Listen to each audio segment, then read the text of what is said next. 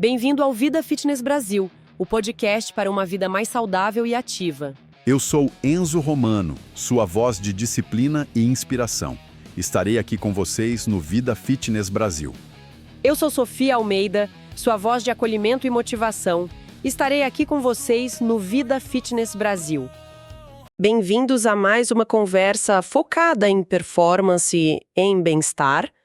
Hoje o papo é sobre essa conexão que é vital mesmo entre o que a gente come e como a gente pedala. A ideia é dar uma olhada no que a ciência já confirma, sabe? Sobre nutrição no ciclismo. E, quem sabe, derrubar uns mitos aí pelo caminho. Porque, assim, é inegável o boom do ciclismo no Brasil, né? Nossa, demais. A Associação Brasileira de Ciclismo mostra números que, olha, impressionam. Muita gente nova aderindo, buscando saúde, lazer, até competição mesmo, bicicleta para todo lado. Sem dúvida. E com mais gente pedalando surge essa questão, né? Como é que a gente alimenta esse corpo que está ali em movimento? Teve um estudo, acho que de 2023, do RSD Journal. Ah, eu vi esse estudo. Pois é, ele acendeu um alerta importante. Analisaram ciclistas lá no Distrito Federal. E o que eles viram? Que mesmo gente que treinava direitinho, com frequência, muitas vezes tinha uma alimentação, assim, bem desequilibrada. E o que mais chamou atenção nesse desequilíbrio? O preocupante mesmo foi ver um consumo alto de ultraprocessados, sabe? Aqueles produtos cheios de coisa, aditivo e com pouco nutriente de verdade. E, por outro lado, uma ingestão baixa de micronutrientes, vitaminas, minerais essenciais e também pouca proteína de qualidade. Isso bate direto na capacidade do músculo se recuperar e, claro, no desempenho em cima da bike. Não tem como fugir. E o interesse das pessoas reflete isso, né? Eu tava vendo no Google Trends, no último ano, aqui no Brasil, deu um salto mais de 60% nas buscas. Sério? Nossa. Termos como alimentação para ciclismo, o que comer antes de pedalar, o pessoal tá buscando informação, tá querendo saber. Então, acho que a nossa missão aqui hoje é essa, né? Mergulhar um pouco nessas fontes, nas evidências, para entender como otimizar a nutrição para quem curte pedalar, seja qual for o objetivo. Ok? Vamos desempacotar isso, então. Para começar, acho que não tem como fugir. Falar de energia no pedal é falar de carboidrato. É o combustível principal, certo? Exatamente.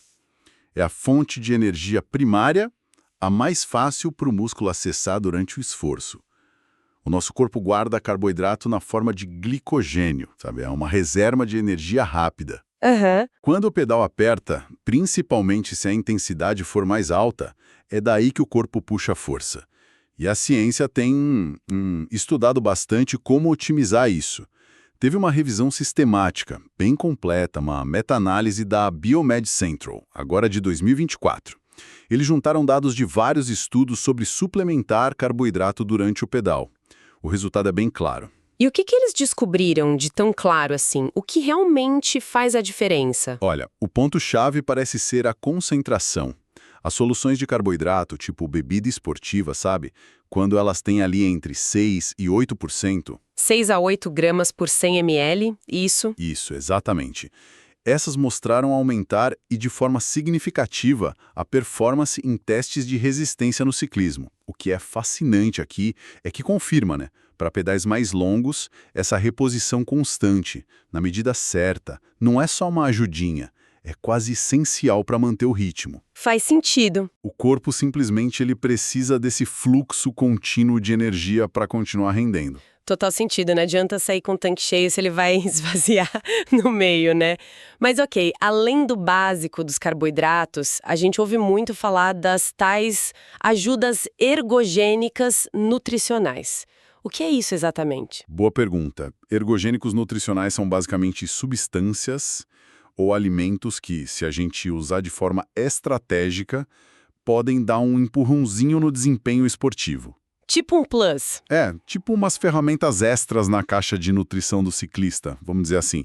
E a ciência tem validado algumas delas de forma bem consistente. E quais seriam os exemplos mais, assim, comprovados para o nosso mundo do ciclismo? Olha, tem uma revisão bem importante, também de 2024, saiu no PubMed, focada especificamente em ciclismo. Ela destacou algumas que são clássicas e funcionam. A cafeína, por exemplo. Ah, o cafezinho. Além de dar aquele alerta, aquele foco, ela pode diminuir a percepção de esforço.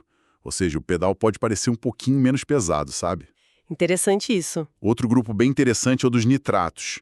A gente encontra naturalmente em vegetais tipo beterraba, folhas verdes escuras, espinafre, rúcula.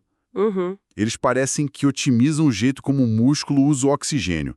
Isso pode significar mais resistência. E tem também a beta-alanina. Beta-alanina. É um aminoácido. Ajuda a combater aquela acidez muscular, sabe? Aquela queimação que dá em esforço muito intenso. Permite ir um pouco além do limite. Essa história do nitrato, principalmente da beterraba, parece até, sei lá, bom demais para ser verdade às vezes. Será que um ciclista amador consegue sentir mesmo essa diferença na prática? Porque eu vi um estudo mais recente, acho que da MDPI, também de 2024, que foi fundo nisso, né? Foi sim, Investigou o efeito do nitrato em sprint, na explosão. exatamente. E aqui, olha, aqui a coisa fica realmente interessante. Esse estudo da MDPI mostrou que a suplementação com nitratos vindos da alimentação reduziu o tempo que os ciclistas levavam para atingir o pico de potência, em sprints de alta intensidade. Nossa! Então não é só sobre aguentar mais tempo pedalando, é sobre ser mais rápido na hora que precisa. Aquele empurrão final. Precisamente. A implicação é direta. Melhora na capacidade de acelerar no arranque, sabe? Aquele gás final que às vezes decide uma chegada ou ajuda a vencer uma rampa mais inclinada. Caramba! Mostra como um nutriente que é relativamente simples, que vem de um alimento super comum, pode impactar uma capacidade física tão importante no ciclismo quanto a potência. É um ajuste fino, mas que pode fazer a diferença. Essa descoberta sobre os nitratos é, nossa, super empolgante. Mas aí a gente precisa voltar e conectar isso com aquele cenário que a gente viu antes. Uhum. A pesquisa aqui no Brasil, como aquela do Distrito Federal, que mostra que a base da alimentação de muito ciclista ainda precisa de ajuste sério. Falta proteína de qualidade, falta carboidrato complexo. E essa é a grande questão, né? A grande desconexão. De um lado, a ciência mostrando ferramentas poderosas, como a suplementação correta de carboidratos, o uso estratégico de nitratos, mas na prática a realidade é que muitos ainda não estão com o básico alinhado. É verdade. Se a Fundação Nutricional sabe, a proteína para reparar o músculo, o carboidrato complexo, aquele de absorção mais lenta, tipo dos integrais, para dar energia duradoura. Se essa base não está sólida, adianta focar só no suplemento da moda? Não muito, imagino. Pois é. Cria-se um abismo entre o potencial de performance que a pessoa poderia ter e o que ela realmente alcança. É o famoso arroz com feijão nutricional que precisa estar certinho antes de pensar no filé mignon dos ergogênicos. Entendido. A base sempre primeiro. Então tá. Como que a gente traduz toda essa ciência para o prato do ciclista no dia a dia? Como montar um plano que funcione na prática? Olha, o segredo, eu acho, é pensar de forma estruturada nos momentos-chave. O antes, o durante e o depois do pedal. Para o pré-treino, tem um estudo brasileiro interessante da RBNE. A Revista Brasileira de Nutrição Esportiva. Essa mesma, de 2022. Deu umas pistas boas. A recomendação geral é fazer uma refeição mais ou menos 60 a 90 minutos antes de subir na bike. Uma hora e meia antes. Certo. E o que comer nesse momento? O foco principal dessa refeição devem ser os carboidratos de digestão média, para fornecer energia de forma mais estável, sem dar aquele pico e depois cair rápido. Exemplos práticos. A banana com aveia é um clássico. Uma tapioca simples, talvez. Pão integral com um pouquinho de mel ou geleia. É bom também incluir uma porção pequena de proteína magra. Para que a proteína antes? Ajuda na saciedade, para não ficar com fome logo, e já começa a dar um suporte para o músculo. Pode ser um queijo branco, iogurte natural, talvez ovos mexidos, coisa leve. E o que é melhor evitar nesse pré-treino? Porque tem gente que toma aquele café da manhã super reforçado e sai direto para pedalar. Isso pode ser ruim. Pode sim. O principal cuidado é evitar grandes quantidades de gordura e também excesso de fibras muito perto da hora do treino, Por quê? porque eles podem deixar a digestão mais lenta e aí causar desconforto gástrico, aquela sensação de peso, sabe? Ou até problemas maiores durante o esforço. É um erro bem comum e pode sabotar o pedal antes mesmo de começar. Entendi. Então, um pré-treino ajustado.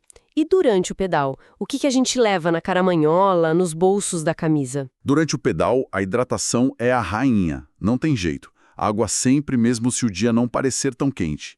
Agora, para pedais que passam de 1 hora, aí a reposição de energia vira crucial também. Certo. Aí entram aquelas bebidas com a concentração de 6 a 8% de carboidratos, que a ciência mostrou que funciona bem, ou outras fontes de carbo. E com que frequência tem que repor? A frequência também importa. Geralmente, a recomendação é consumir alguma coisa a cada 45 a 60 minutos. Tipo o quê? Pode ser um gel de carboidrato, que é prático. Frutas secas também são ótimas, tipo tâmara, damasco.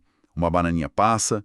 Dependendo da duração e da intensidade, até pequenos sanduíches podem funcionar para algumas pessoas. O mais importante é testar nos treinos, ver o que o sistema digestivo aceita bem. Cada corpo reage de um jeito, né? Verdade, tem que testar antes. E depois? Acabou o pedal, desceu da bike. Muita gente só pensa em tomar banho e descansar, mas a nutrição pós-treino também é super importante, né? Fundamental.